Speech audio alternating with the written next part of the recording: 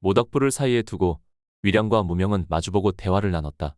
위량, 나는 왕안국의 영주가 맞아. 모든 영주는 다른 이에 간섭 없이 자신의 영토를 다스릴 수 있지만 그 중에서도 선택받은 자들은 가문에 따른 섬겨야 하는 것들이 각각 있어. 무명은 오래 참았던 숨을 내쉬듯 말했다. 물론 위량도 그들의 이야기를 잘 알고 있었다. 100여 년 전, 크고 작은 영토를 가진 수백 명의 영주들이 난립하던 시기가 있었다. 약한 영주는 강한 영주에게, 강한 영주는 더 강한 영주에게 언제든지 먹힐 수 있었다. 절도, 약탈, 살인. 인간이 힘을 쟁취하는 과정은 항상 피를 불렀다. 인간의 그릇된 생존 방식은 세상을 어지럽게 했고 이 과정에서 가장 큰 고통을 당하는 것은 평범한 사람들이었다. 하늘을 다스리는 천왕은 해와 달을 관할하는 신령 일월성신에게 혼란을 잠재우라 명령했다. 일월성신은 혼란을 단번에 잠재울 수 있어도 평화는 인간 스스로 지켜야만 했기에 영주들 중에서 지성, 인품, 신체가 뛰어난 사람을 발탁하여 그들을 선택받은 자라 명하고 그들에게 평화를 지킬 수 있도록 하였다. 선택받은 자들은 일월성신명을 받든다는 의미로 자연, 계절, 영혼, 지혜를 각각 섬겨야만 했다. 대신 선택받은 자들은 대대손손 명예와 권력 그리고 부를 보장받았다. 우리 가문은 영혼을 섬기지. 그 영혼이 살아있든 죽어있든 평화를 위한 것이라면 상관하지 않아. 사람 사는 곳 어디에든 혼령이 있으니까. 하지만 원칙은 있어. 혼령은 산자의 공간을 침범하거나 해하면 안 된다. 이 원칙을 깨는 것들이 악기들이지. 그것들을 없애기 위해서 설득이든 대결이든 필요하다면 퇴마를 써서라도 없애는 게 내 업이야. 전국 곳곳에 있는 악귀를 잡기 위해 도처에는 악귀꾼들도 있었지만 악귀를 봉인하는 것은 왕안국 영주만이 가능했다. 그날은 장군들이 모인 날이었어. 각 지역의 악기꾼들이 잡은 악기로 다들 승리에 취해 흥청망청 술을 마셨지. 내가 잠시 자리를 비우고 다시 돌아왔을 때 이미 일이 벌어진 뒤였어. 술상 위로는 장군들의 목이 잘린 채로 있었고 형이 피 묻은 칼을 들고 있었어. 왜 그런 일이 일어났는지 이유를 정말 모르겠어. 무명은 형을 말할 때마다 늘 한 번에 내뱉은 적이 없었다. 아픈 이로 음식을 씹는 듯 천천히 고통을 참으며 꾹꾹 누르듯 말했다. 무명은 과거를 다시 떠올리니 숨이 탁탁 막혀왔다. 무명은 평소에는 모든 것을 내어줄 듯 자상하지만 결정적인 순간에 입을 다물었다. 그럴 때면 위량 또한 더 이상 다가가지 못했다. 하지만 오늘만큼은 그러지 않으리라 다짐했다. 위량은 믿는다는 말과 함께 무명의 등을 쓰다듬었다.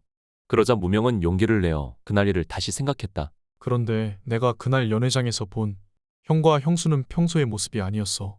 형은 쉽게 화를 내는 사람이 아니었고 형수도 예의 바른 사람이었어. 하지만 그날 형은 분노하고 있었고 형수는 그런 그를 비웃고 있었지.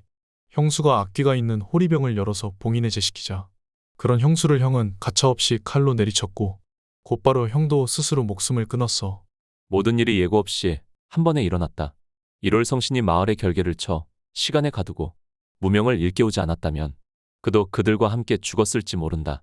그는 마음대로 죽을 수도 없었다. 그가 다시 깨어났을 때는 이마에는 물리칠 퇴라는 글자가 선명히 새겨져 있었다. 1월 성신과의 약속을 지키기 전까지는 없어지지 않을 낙인이었다. 말을 마친 무명이 천천히 고개를 들어 위량의 얼굴을 보자 처음 만났던 날이 생각났다. 위량은 어린 소년도 어른도 아닌 경계선에 있는 모호한 녀석이었다. 게다가 마을의 생존자였기에 악귀를 잡는 위험한 일을 겪게 하고 싶지 않았다. 그래서 위량을 밀어냈지만 그는 기어이 무명을 뒤쫓아왔다. 다시 만났을 때 그는 분노하며 자신에게 달려들었다. 그의 거친 행동 뒤에 자신과 같은 두려움이 있는 것을 알았을 때 그와 함께 할 수밖에 없었다. 위량, 일부러 숨기려고 한 것은 아니었어. 처음엔 내가 지낼 만한 적당한 마을이 나타나면 널 거기에 남겨두려고 했어. 그러다 보니 말할 때를 놓쳤을 뿐이야.